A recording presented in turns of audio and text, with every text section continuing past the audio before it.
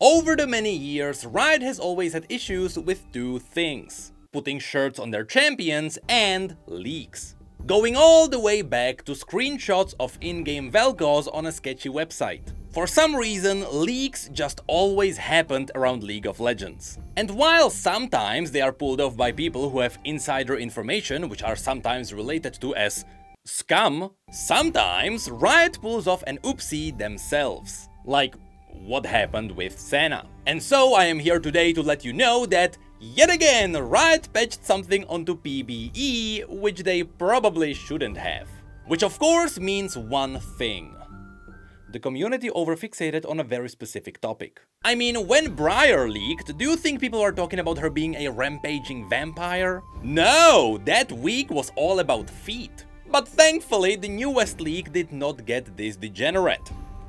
At least I like to believe so. So you've been warned, but now we are going to dive into the newest drop on the newest champion, which Riot accidentally dropped themselves. So behold, the Freljordian Vastaya.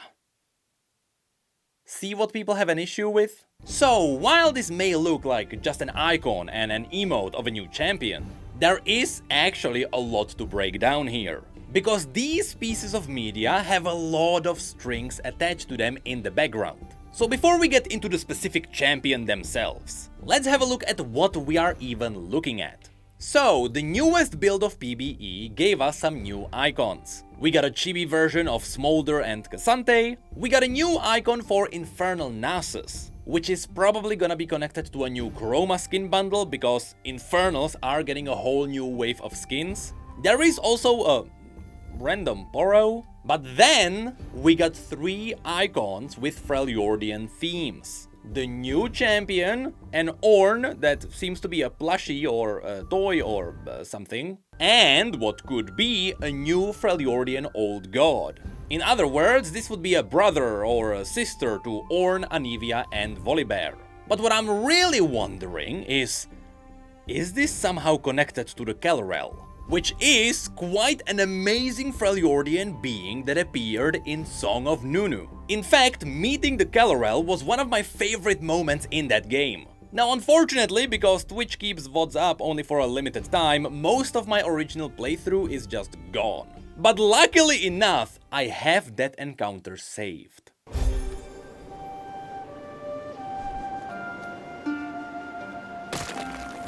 What the heck is that gonna be? It's gonna be a nice one. Whoa!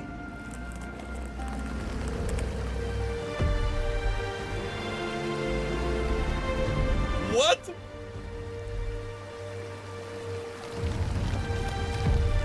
What the heck is that? Yeah, that's a boss. Okay, what kind of a loot are you gonna drop in the MMO, huh?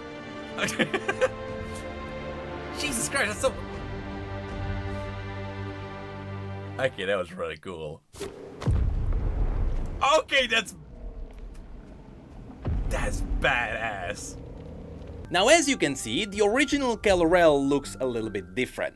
Actually, quite a lot different. But it could be some kind of an ice golem shaped in the image of the old god. I mean, in Song of Nunu, before this moment you go through an entire area where you have these ice statues. Some of which definitely reference some of the old gods. So when it comes to this icon, this could be that old god, but really, who knows what that turns out to be. What is important is what this is actually connected to. Because these 3 icons have the description: this icon was awarded as a part of the Spirit of Hearth Home.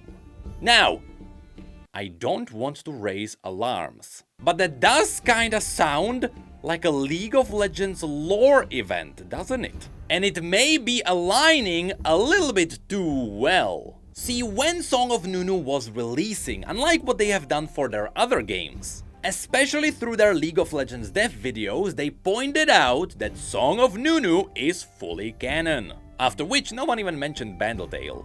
So it is possible that Riot was already working on this Freljordian event, and they knew there was more Freljordian lore to come. But that is still only one part of this, because we kinda know what Riot is working on. For their summer event, they are making a PvE game mode. the one that seems to be inspired by Vampire Survivors. Which now begs the question, will it be a bullet hell survival game just like Vampire Survivors? And will it be connected to the Freljordian events that are linked to these icons? If so, who are we fighting in that game mode? Is it Lysandra's Draklorn soldiers? Or is it the Ursine? Or will it be just Freljordian wildlife? This is what I'm interested in the most. I thought that the PvE event would be completely isolated. Kinda like how Arena is just silly fun that has nothing to do with the story. But now it may seem like I was wrong in my assumption. It is possible that Riot is finally going to pay off the entire lore reset. Which, unfortunately, happened quite a while ago already. And yes, I have to admit, this kinda raised my excitement as well as my expectations. Because from what it looks like, we may be getting exactly what we were asking for. But of course, besides the old god and Ornn, the new champion is included here too. And so, let's have a look at what is going on there. As you can see, this is a Freljordian explorer. Mainly this is portrayed in the emote, where we can see the champion noting something down. Now keep in mind that even though the Freljord was always teased, it was never mentioned whether this champion is from the Freljord or if they are just currently in the Freljord. One sign of them being an outsider would be the glasses. This is not something that would be very typical for the Freljord. In fact, I think glasses are mostly just used in Piltover and everyone who trades with them.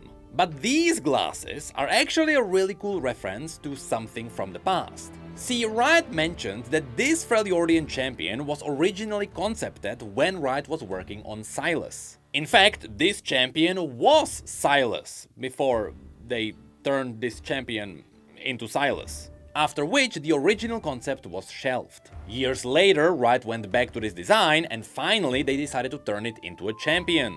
The cool thing here is that originally Sylas was supposed to have glasses. But during the polishing phase, the glasses were removed because they didn't really fit the image of a prisoner. Well, it seems like the original idea for the glasses came from this champion. And luckily, here, the glasses stay on.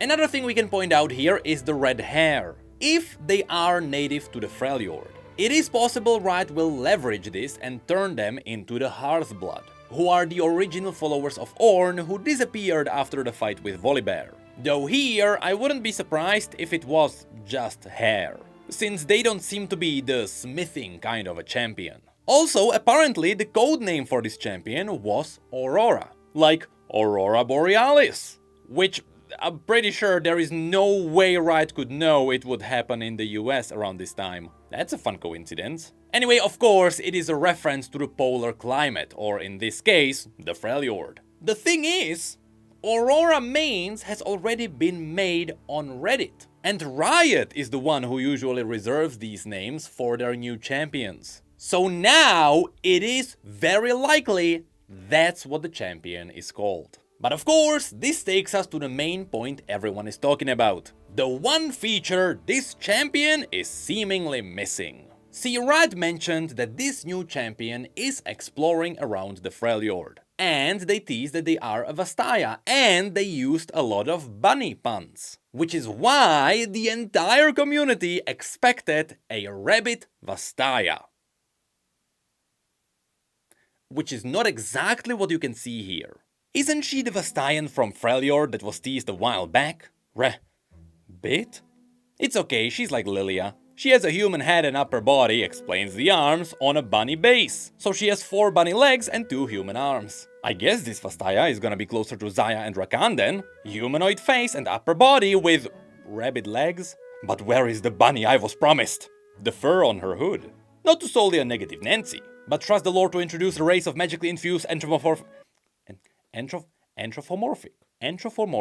species, all of which share completely uncanny physical proportions from one another, from big Vastaya to small Vastaya, from aquatic to avian to insectoid to scaly, multi-limbed and so on. Then Riot produces 4 new Vastaya champions that are standardized humans with fluffy hair or tail. Simply said, this is the view a lot of people are sharing. The Vastaya are fun because you can go absolutely wild with their design. I mean, the human part still absolutely makes sense. For many of them, it is the core of their entire story. But I do think it's a bit of a shame Riot didn't go a bit more wild with the design. Then again, keep in mind that we can only see her head and shoulders. I just hope people don't freak out about the knees and toes. I'm still kinda hoping that in-game her hood is gonna be down, so that maybe her silhouette is going to include her bunny ears. I mean, if you look at her face, you can see some varying in the skin tones, which is very typical for the Vastaya. So at this point, I'm really just waiting to be surprised. The last thing we can mention here is that as this champion starts being pushed out, Riot will celebrate Pride Month. And in the past, they have always lined it up with their releases. So, if you look at this champion, take it for what you will. But that is really the current situation. Riot accidentally leaked something on their own again. Of course, some people will believe that Riot is doing this on purpose, which is still stupid. But thankfully, the only thing some people will worry about is the general design of the champion. Because after they were teased to be a rabbit Vastaya, I am not surprised to see that people expected Judy Hopps. I am one of these people. I am not a furry.